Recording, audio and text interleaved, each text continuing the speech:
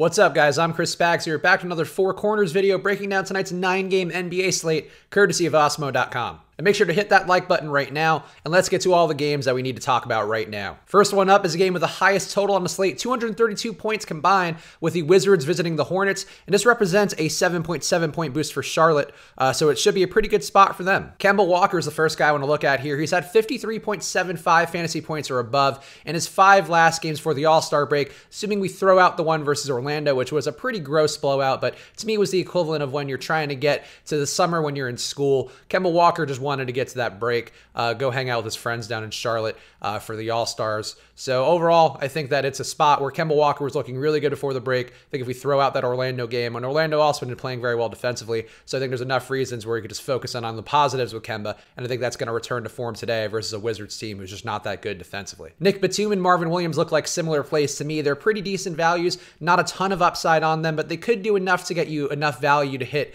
in a tournament. So I think they both look like okay guys, not ones. Again, if you're expecting 40 fantasy points, I don't know that I see that out of either of these dudes, but if you're expecting 6x, maybe even 7x out of them, I think you can get there with both Batum and Marvin Williams today because it's a pace-up spot in which we know Vegas is really co-signing on the Hornets putting up some points today. Jeremy Lamb has shot as much as 22 times in recent games, and he's a higher priced option than both Batum and Marvin Williams, but he also comes with a bit more upside, so I like him a bit here. I'm willing to pay a little more for him to get away from Batum and Marvin Williams, but I think all three of these guys on the wing look like they're in a pretty good spot versus Washington. Cody Zeller has seen upwards of 35 minutes since returning to the starting lineup for the Hornets, and though those 35 minutes came in a game versus the Pacers, where obviously there are some bigs they need to worry about, not the case here with the Wizards currently, but I think Cody Zeller is going to see a big run here, and he really could rack up a lot of rebounds and easy buckets inside versus a Wizards team who's been bad all year inside, regardless of who they've trotted out there. Trevor Ariza's last 3 games before the All-Star break were above 33.5 fantasy points, and his role seems like the most secure. He's going to get you mid to high 30s minutes.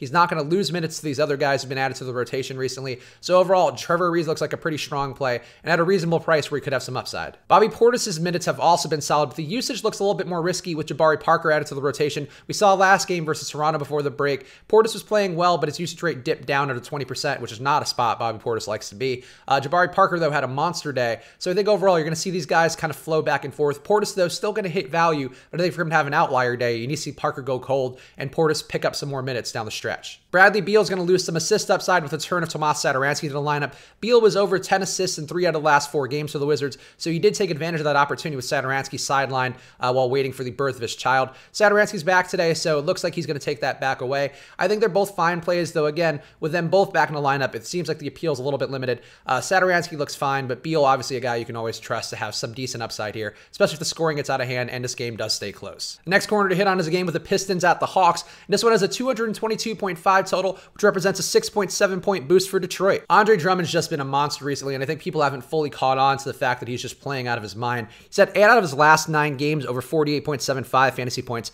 6 out of his last 7 have been above 50 fantasy points, and he's averaged 54.6 fantasy points in his last 5. So versus a Hawks team who's been really bad inside versus every center, including bad ones, I think this is a really nice spot for Drummond, and one where I want to probably get above the field here because he and Blake Griffin are both going to be pretty highly owned. Blake Griffin hasn't been as reliable as Andre Drummond recently, but the pace and the opportunities that'll create for him in terms of assists should benefit him quite a bit here. I think the Hawks are going to be able to keep this close, and if they do, you could see both Blake and Drummond have outlier days, and I think we have seen that in the past in games where they've been competitive, including actually with the Pistons versus the Celtics just before the All-Star break. Again, that's not a spot where you expect those guys to both play well, but they did. So I think you could see that here again versus Atlanta, and I like this one as long as the Hawks keep it close. Luke Kennard and Wayne Ellington are 2 guys who should see some open looks today versus Atlanta. Kennard's going to be projected for just a little bit less ownership than both Drummond and Blake, so that seems high, but he's been a pretty decent mid-range price guy who's hit value in his last 3 games, so I'm okay with that. Wayne Ellington, though, I think could be an interesting pivot. He's going to be much less owned, and he's going to get a lot of 3-point attempts here. He did shoot a bunch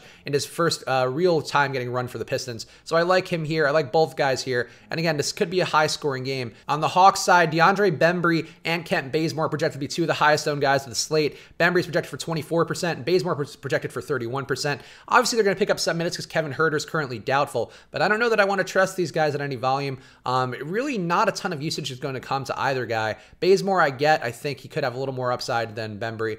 Bembry, though, I've been disappointed by him a bunch when he's projected well for me. He projects fine today, but I don't know that I would want to trust him at high volumes. Trae Young's assist rate dips a little bit with Kevin Huerter out of the lineup, and I think that worries me a little bit, but Trae Young's still shooting a bunch. Recently, he shot 19 times in his last 2 games.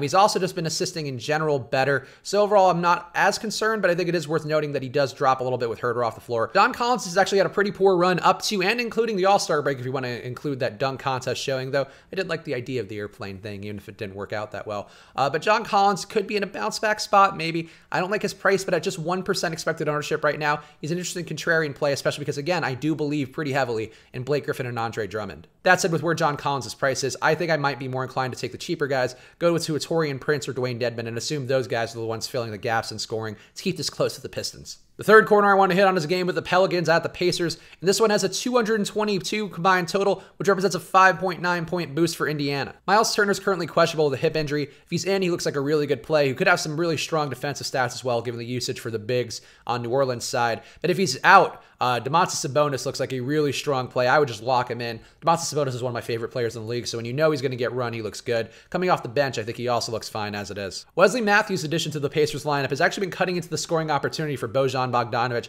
and Thaddeus Young a little bit. They're still getting up shots and their prices are down, so I think they're okay enough plays. But Wesley Matthews is taking just enough off the table for those guys. Bojan Bogdanovic in particular, a points-dependent scorer who's not doing a lot in other categories. So I think there's some risk with all of them, and Wesley Matthews isn't providing enough upside to make up for it. Darren Collison's projected for the highest ownership at 26% on the Pacers side, and I think that looks fine to me. I think he's actually going to have more assist upside because of not sharing the ball with Corey Joseph in the starting lineup anymore, as well as the spacing that Matthews provides. So even though Matthews is taking some away by just shooting the ball a little more and just having more possessions thrown his way, overall, the way that it spaces out with both him, Bojan Bogdanovic, and Thaddeus Young, as well as whichever big is in the middle, I think it's going to bode well for Collison picking up some more assists and possibly some more open looks. There's been a lot of news on the Pelicans side around Anthony Davis and Drew Holiday, particularly called out by interim GM Danny Ferry. It looks like AD is going to be playing between 20 and 24 minutes a game moving forward. Could be a little higher, could be a little lower. But it does seem like he's out of play unless his price drops quite a bit. Drew Holiday is also supposed to have his minutes cap moving forward, but it's hard to see him taking a huge minutes cut. I think you can still expect him to be in the mid-30s of minutes, but I think that could trickle down as we get closer to the end of the season.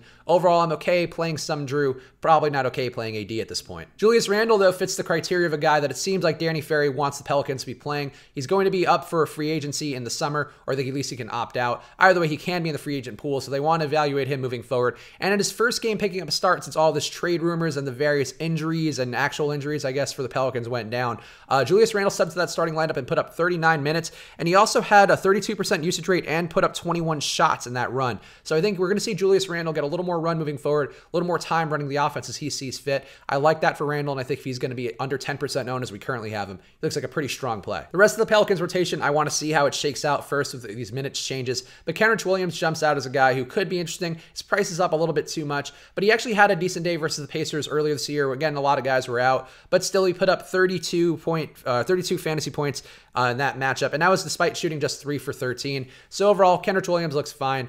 Just maybe not a guy to load up on, but I think some exposure, I have no issue with it. Last corner I want to hit on, this was a tough call because I think there's games today like the Jazz and the Thunder, which are pretty interesting, as well as the Nuggets Mavericks one, but I'm going to go with the Bulls and the Magic as my fourth corner today. In this game, we have a 217 combined total, which represents a 6.7 point boost for Orlando and a 1.3 point boost for Chicago. Aaron Gordon hasn't had a monster day in a while, and he shot just 4 for 17 in his last game, but the usage is there, and his fantasy production has been bad despite the fact that he just hasn't been shooting that well. So I think Aaron Gordon having a bounce-back day after having some time off for the All-Star break, I think it seems like it makes sense to me, and he projects pretty well, so I'm comfortable with Aaron Gordon today. Evan Fournier also pretty reasonably priced, and again, versus a Bulls team who's not that great defensively, though not terrible.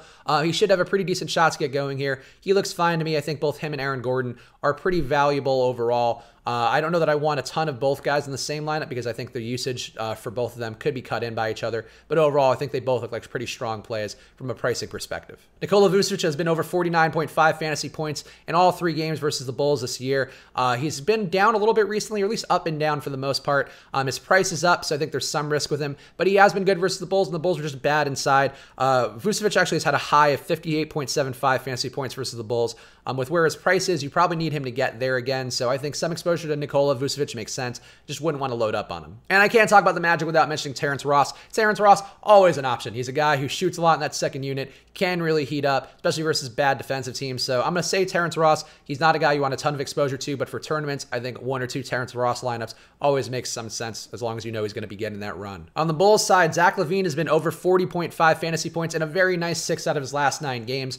Overall, LaVine's been looking good recently, and the Bulls team in general has actually been rounding into form in a way which makes me a little more comfortable playing them in this matchup, even though the Magic defense has been looking really good recently. So it's a tough spot. It's one where, trusting the Bulls, never somewhere you want to be, but I do like these guys, and I'm willing to give them the benefit of the doubt because they've shown me enough recently where I think they're worth having some exposure to. Lauri Markkanen is another guy who's really been killing it recently. His rebounding in particular has gone up, but his shooting has also been pretty crazy. Lauri Markkanen averaged 16.3 shot attempts since Wendell Carter went out. He's also hit a high of 59.5 fantasy points during this hot run he's had. Just a ton of rebounding for Markkanen. I don't know if he's going to have quite as much rebounding upside today versus the Magic, but his shot attempts are going to be there. And if he heats up, he really could have an outlier day, even if he has just an okay one on the boards. Otto Porter, too, also looking pretty good since joining this Bulls lineup, and he put up 20 shots in that game versus Memphis, resulting in 56.5 fantasy points, which is not what you'd expect for any player versus Memphis in their down pace, defensively adept style. So overall, I think this Bulls seem pretty interesting to load up on these 3 guys in particular. And I think you're going to need to see decent performances from at least 2 out of these 3 guys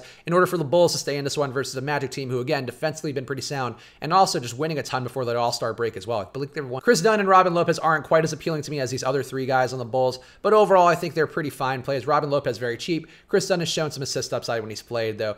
He's probably the least interesting guy to me overall based on price and his potential. But again, these guys look fine here, and if you are playing this game as though the Bulls keep it close, I think having more than a few pieces makes sense. So there we go. Those are my thoughts on today's 9-game NBA slate, and I do have more down in the description. If you click that link, the Switch and Hedge column, I have thoughts on every single NBA game there, so if you want to get some more depth, please do check that out. And of course, make sure to like this video and leave a comment right now telling me which player on tonight's slate you think is going to blow up in our faces the most. Could be a guy that I called out, could be somebody else that you're seeing touted a bunch across the DFS industry. Make sure to like this video and leave a comment down below telling me which guy tonight you think is going to blow up. And of course, check the promo code in the drop-in right here. That'll give you 50% off of your first month at Osmo.com. All the rankings and the ownership projections, which are really crucial for both making this video and for making lineups when it comes closer to lock. So make sure to use the promo code Switch and Hedge that's dropped in right here for 50% off. Get all that premium content you need. And I'll be back again soon with another 4 Corners video. So good luck. Enjoy your weekend.